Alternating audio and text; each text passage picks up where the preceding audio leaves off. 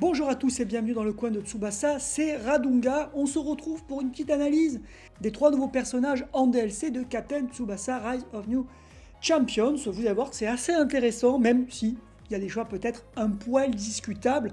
En tout cas là, ça va être une analyse sur le papier, on va dire, sur les statistiques, les compétences.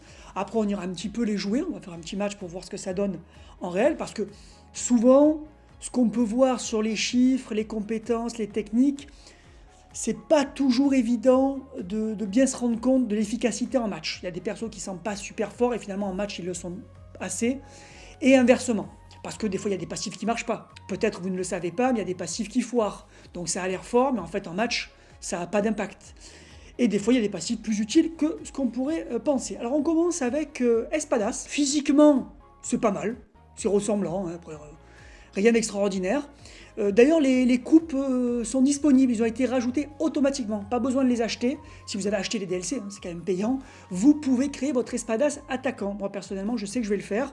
Je vais recréer un Espadas attaquant, vous récupérez les techniques offensives de cet Espadas, des gardiens de but, parce que oui, je ne l'ai pas précisé, mais il n'est que gardien de but.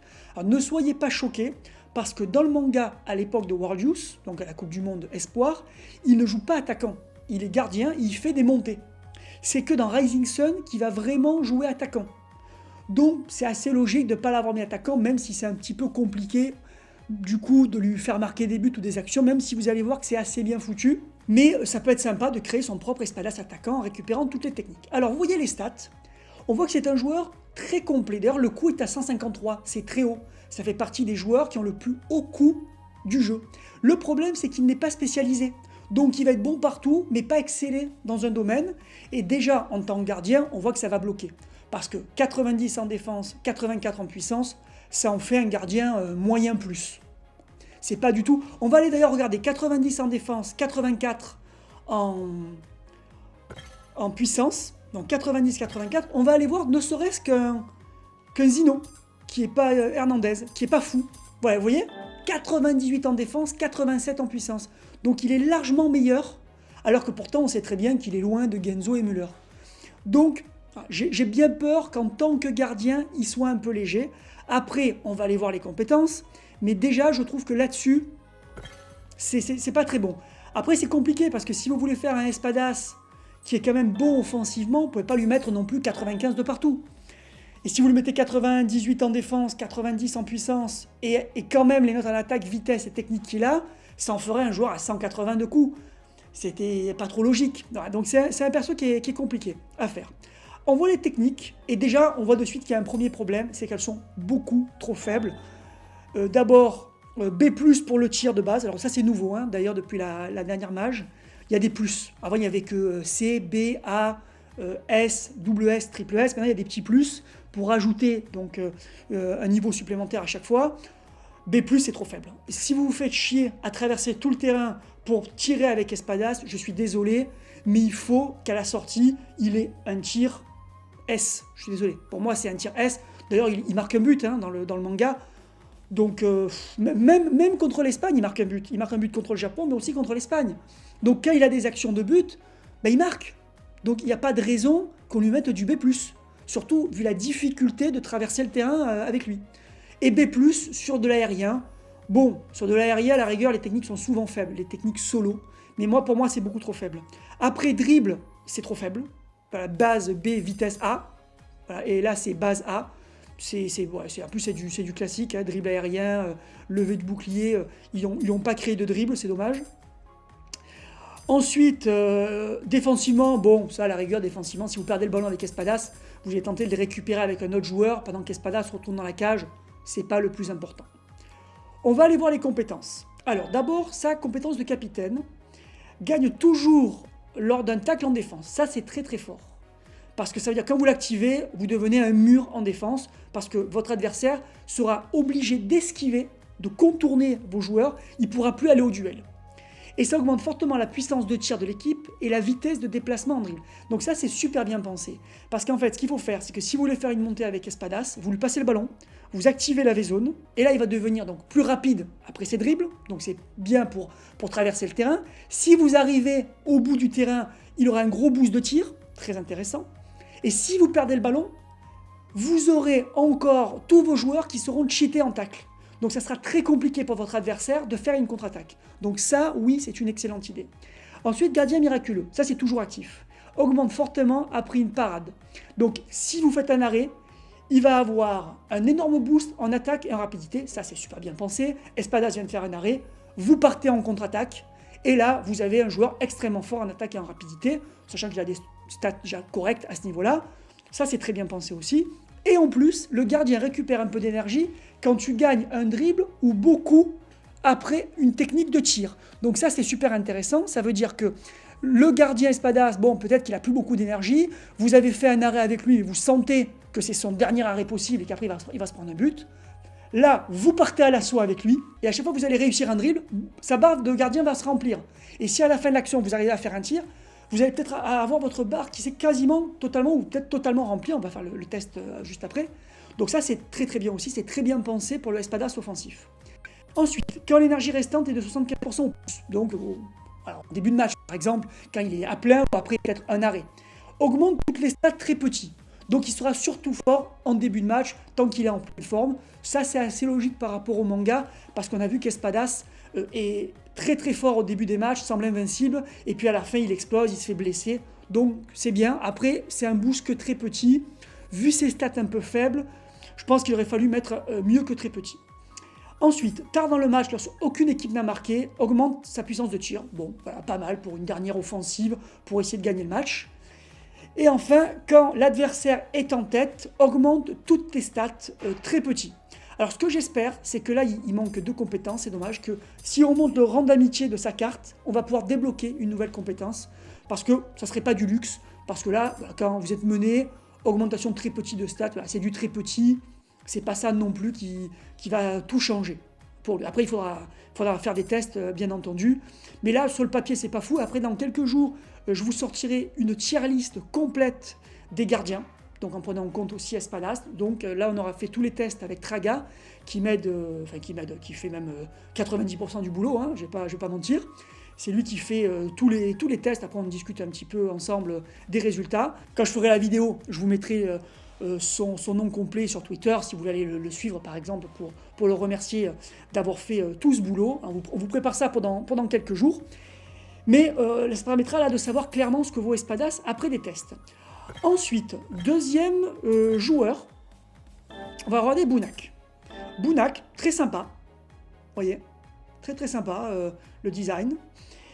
Alors, stats, bon mais très bien, moi je trouve que c'est assez cohérent. 80 en attaque, oui, on sait que c'est un joueur qui des fois monte. 87 en puissance, oui, c'est un monstre de puissance. 92 en défense, un petit peu faible par rapport à d'autres joueurs. Alors on va aller voir, voilà, 92-97. On va aller comparer avec un autre gros défenseur, le japonais Jito, qui est un des plus efficaces du jeu. Voilà, je suis rentré pour rien d'ailleurs.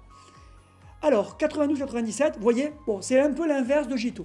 Il est moins fort en défense et plus fort en puissance. Et au total des deux, il est supérieur. Et vous voyez que vitesse technique, ça ressemble à Jito. Sauf qu'en attaque, il a plus. Donc ça semble peut-être un poil plus fort que Jito. C'est tout à fait normal. Enfin, en fait, il devrait même être beaucoup plus fort que Jito, hein, en toute logique.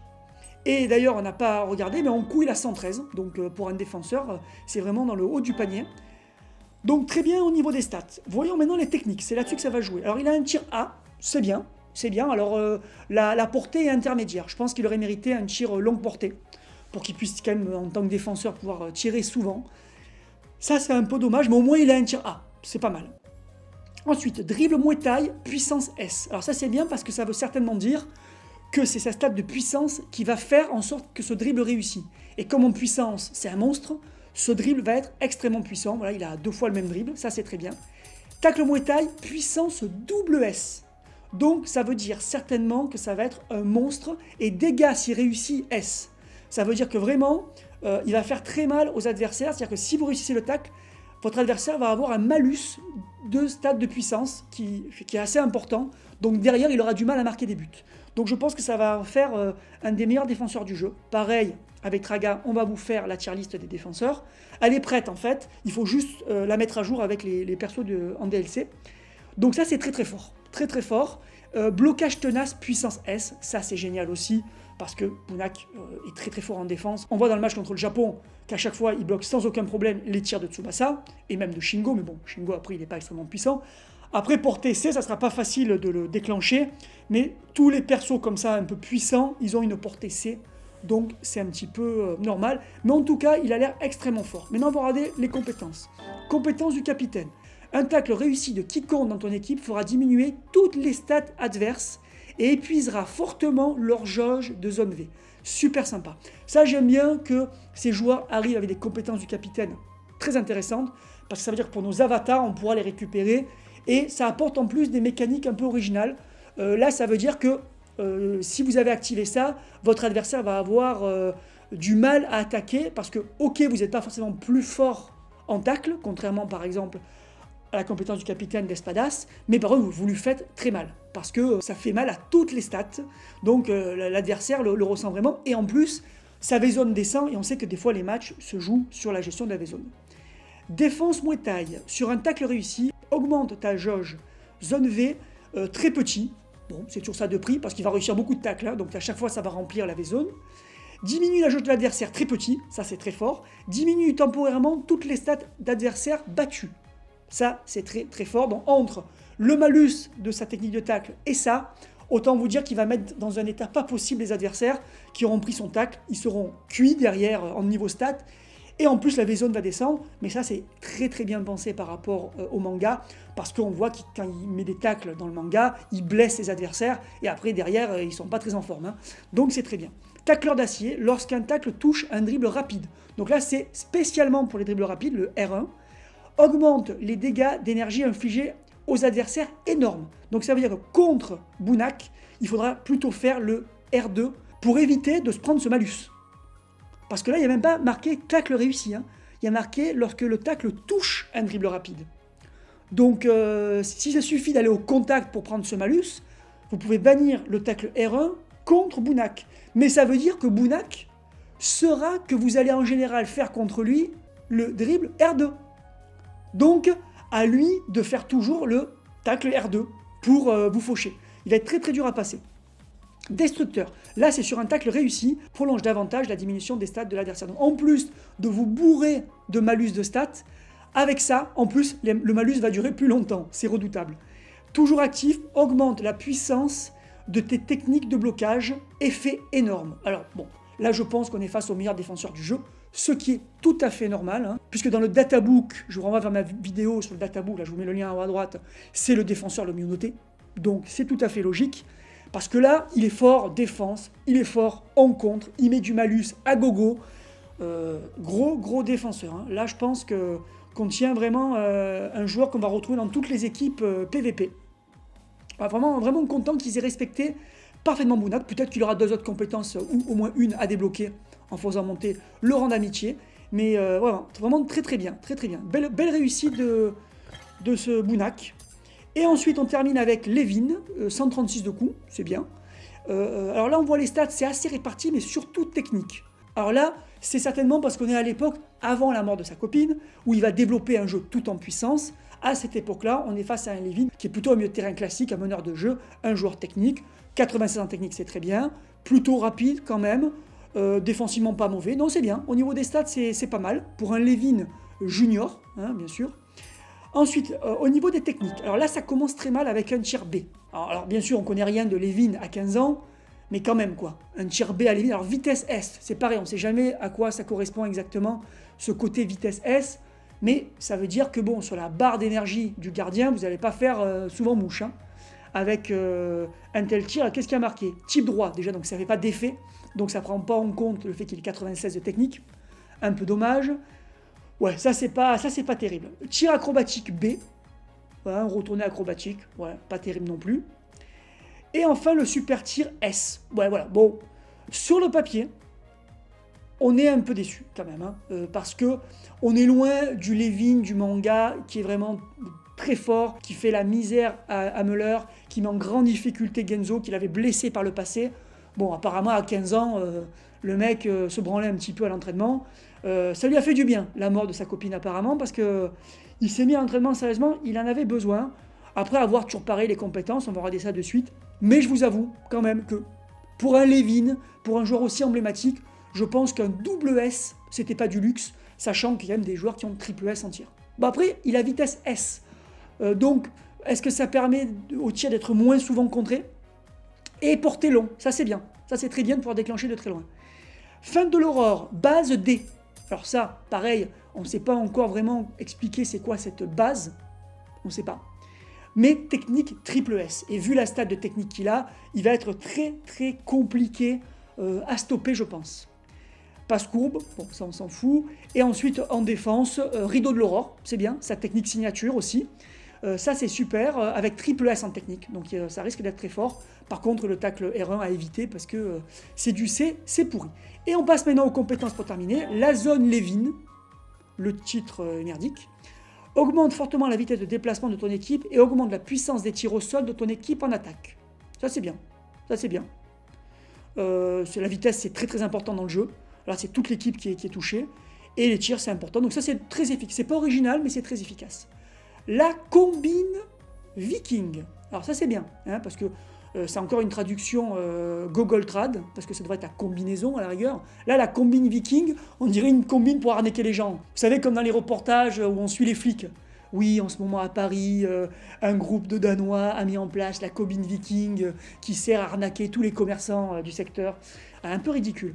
Alors qu'est-ce qu'on a? Quand tu gagnes un contre un, gagne temporairement quelques stats d'un adversaire que tu bats. J'aime bien ces traductions vaseuses ou même ces concepts. Gagne temporairement quelques stats. Qu'est-ce que ça veut dire? On ne sait pas. Voilà, il va y avoir un boost de stats quand il gagne un duel. On n'en sait pas plus. Alors, la logique de ça, c'est quoi? C'est que le projet Viking, c'est aller dans des pays étrangers pour apprendre leur technique. Donc là, le concept, je pense, derrière ça, c'est que finalement, Levin, en affrontant des adversaires, il apprend d'eux et gagne des stats par cet affrontement. Voilà, ils ont essayé de bidouiller un truc par rapport au projet Viking. Bon, c'est bien. J'aime l'intention, même si la traduction est pas très bonne et même si c'est pas très clair au niveau de l'effet. Le ballon est mon ami, réduit ton coût d'énergie pendant un dribble rapide. Bon, toujours utile d'économiser de l'énergie. Tir de précision, facilite la trajectoire de tes tirs complexes énormes. Ça, c'est bien. Si vous le mettez sur le côté, par exemple, en ailier, dans votre Dream Team, ça lui permettra de tirer dans cette position sans perdre d'énergie. Dribbleur, pendant un dribble rapide, augmente ta vitesse de déplacement très petit. Bon, c'est pas génial, mais ça sert toujours. Et là, maître de la possession. Donc dommage, c'est pas démon de la possession. Après, c'est toujours bien. Hein. Voilà. S'il va perdre le duel, ça s'active, vous perdez 80% de votre énergie, mais en échange, vous réussissez quand même votre dribble. C'est utile comme compétence. Après, ça bouffe beaucoup d'énergie. Donc, sur le papier, c'est pas fou. Ça en fait un bon dribbleur. Mais c'est vrai qu'au niveau tir, il n'y a rien. Là, ouais, on gagne un peu de stats. Si vous tirez après, c'est pas mal. Là, c'est de l'énergie. Là, oui, c'est si vous tirez sur le côté, mais dans l'axe, vous ne gagnez pas de l'énergie. Là, c'est dribble, et là, c'est dribble. Sur le papier, je suis déçu. Voilà. Ça veut dire qu'on a une version de Levin, discount, hein, honnêtement. Là, on a le vrai Bunak. On a les techniques de Bunak, on a vraiment la puissance, on a le côté brutal de Bunak. Espadas, on a bien son côté « je pars à l'assaut ». Je trouve que ça, c'est très bien, même si je le trouve sur le papier un peu faible. Par contre, Levin, pour moi, c'est pas au niveau de la légende. Alors là, vu qu'on est à 20 minutes de vidéo, je vais pas faire le test dans cette vidéo, je vous fais ça dans une prochaine vidéo. Comme ça, la vidéo est pas trop longue. Donc, je vous dis à très bientôt. Pensez à vous abonner. Rendez-vous pour le test match de ces 3 joueurs. Et ensuite, le let's play sur la Otomo. En plus, on pourra voir ces joueurs dans le cas du tournoi junior. On peut les rencontrer dans des événements. Donc, ça va être assez sympa. Apprendre leur technique. Donc, rendez-vous pour ces vidéos-là. Je ne sais pas quand va commencer le let's play, certainement demain. Voilà, tant que je fasse là, les 2 vidéos sur ces nouveaux joueurs et la vidéo sur la Ligue des Champions. Allez, bye.